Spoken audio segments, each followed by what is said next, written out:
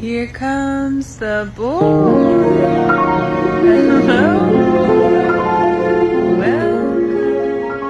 Tá chovendo tanto que parece que minha casa vai cair. Olá, estamos aqui hoje para falar sobre o impressionismo, juntamente de alguns intrusos. Inicialmente, era um movimento artístico francês que inspirava a sensibilidade e a intensidade das cores. O objetivo principal dos artistas era estabelecer o contraste e a claridade das cores através da luz solar sobre elas, ou seja, o efeito de modificar as cores de acordo com o horário do dia. Com isso, o impressionismo consegue transmitir a ideia de felicidade e harmonia em suas obras ricas de detalhes. Tudo se misturava e combinava muito com o ambiente. Olá, caros espectadores, eu sou uma beldade impressionista, que é um movimento artístico iniciado na França.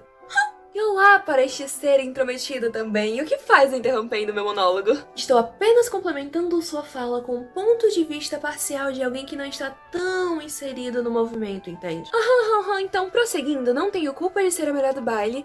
Seguindo o raciocínio, estamos em uma época que eu chamo de Belle Époque. Um movimento despreocupado com um alto índice de produtividade individual. Inclusive, o termo Belle Époque veio por conta da obra Impressão Nascer do Sol de Claude Monet. Você está falando daquela pintura que foi absurdamente criticada pelo Louis Leroy? Você quer dizer o que ele ousou descrever como feia, né? O nosso movimento começou com coragem, lida como rebeldia pelos acadêmicos, astutos e ambiciosos rompendo barreiras. Sendo odiado pelos europeus. Isso foi só no iniciozinho. Eles que são muito apegados com o neoclassicismo. Já sei, como neoclassicismo, romantismo e realismo. Isso mesmo, muito conservadores. Aqui, os artistas representam divinamente a impressão visual da realidade. Isso é verdade. Grande parte das obras eram visualizadas pelo pintor no sentido de ter uma visão diferenciada da coisa.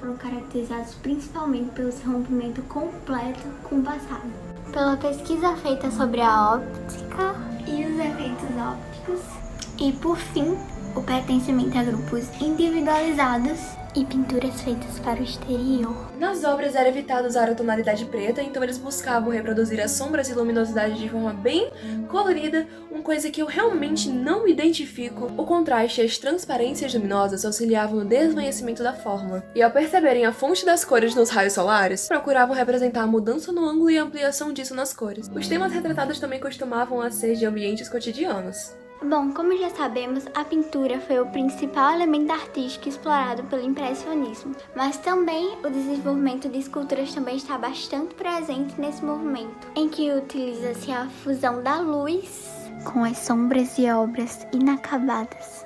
Assim como na pintura, as esculturas impressionistas surgiram de temas cotidianos, assim como na literatura clássica também. O estilo impressionista aplicado na música buscava com que as pessoas tivessem um profundo estado de espírito, uma harmonia, juntamente com cores tonais. Baseando-se nessa insinuação, eles usaram uma linguagem totalmente diferente da dos românticos.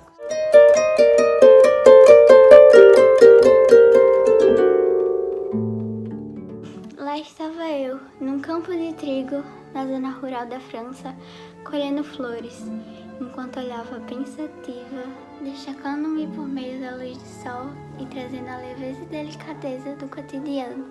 Eliseu Visconti me retrata nessa composição para fazer uma homenagem a dois grandes mestres impressionistas, Monet e Renoir. Essa composição é uma das mais famosas e apreciadas de suas artes, justamente por isso. E atrás de mim também é trazida duas figurinhas bem pequenininhas, que também é homenagem a esses dois pintores, Monet e Renoir. Rabbit. Aqui nesta obra de Monet, que traduzindo para o português é Almoço na Relva, tem uma mulher nua almoçando com dois homens vestidos com roupas antigas. Mais à frente encontramos uma natureza morta e com a ceia de frutas. Nhaque. No fundo também podemos ver uma moça levantando suas vestes e banhando-se no riacho, córrego. Também dá pra constar que eles não estão tendo muita interação entre os três. Também dá pra notar a ausência da transição entre os elementos claros e escuros. A pele clara da mulher nua com as vestes escuras e o fundo escuro do homem. Essas graduações eram habituais, mas não temos aqui. E no canto da cesta nós encontramos uma rãzinha. O motivo dessa rã estar ali é um motivo muito interessante.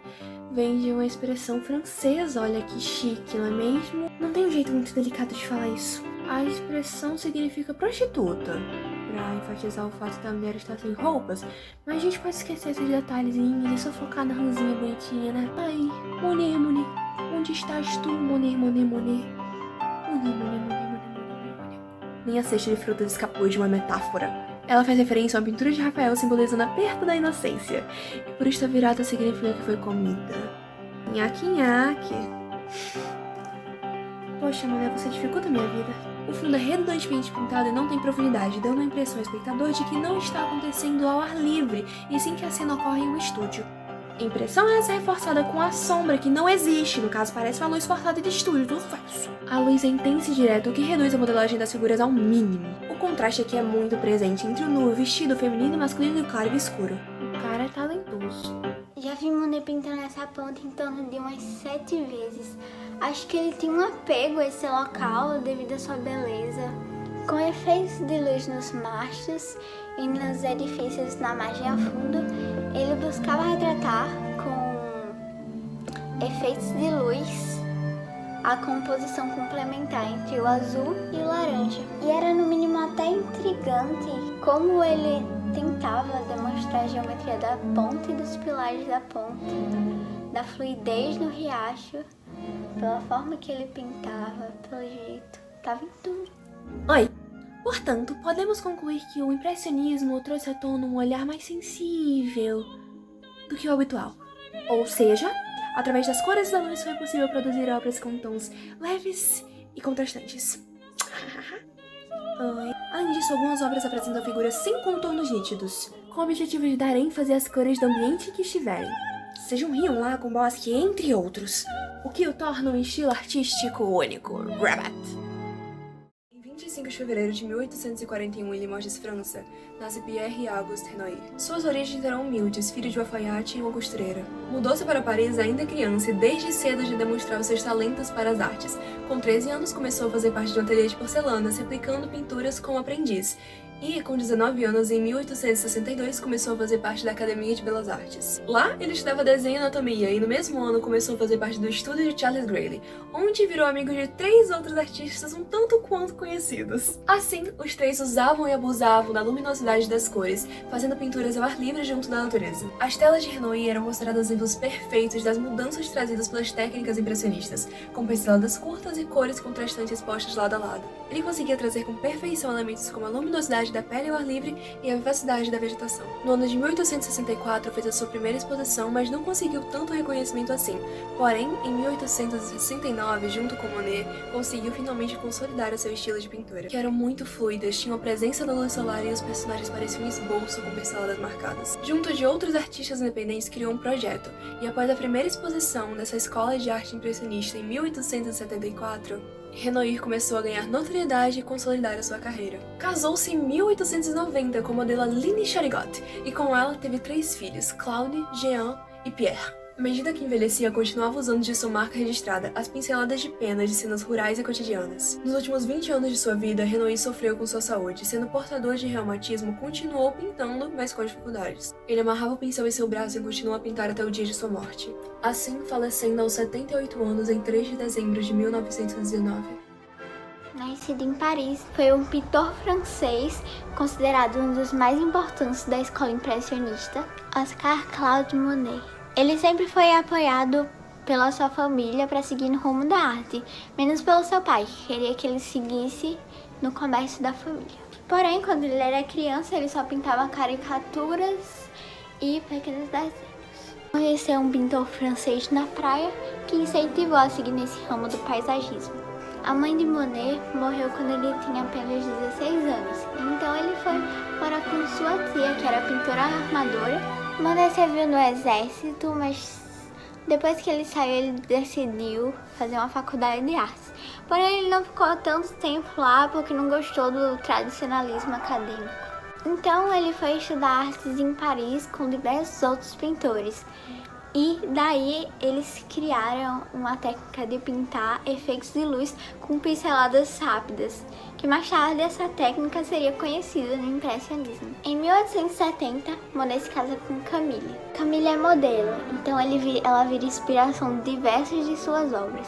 Monet então tem 2 filhos com Camille, porém no segundo parto de Camille ela falece devido a complicações. Embora tenha tido dificuldade em vender sua obra, Monet viaja para diversos países e aí alavanca sua carreira. Ao pintar o quadro Impressão Nascer do Sol, Monet começa a lidar com diversas críticas, pois aquilo não se tratava da realidade em si, e sim de uma impressão do nascer do sol. E é aí que surge o termo que futuramente seria conhecido como impressionismo. Um adendo que Monet ainda pintou até o dia da sua morte. Ele faleceu com 86 anos e com problemas de visão.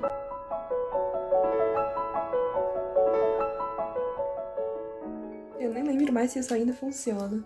Olá. E agora iremos falar de...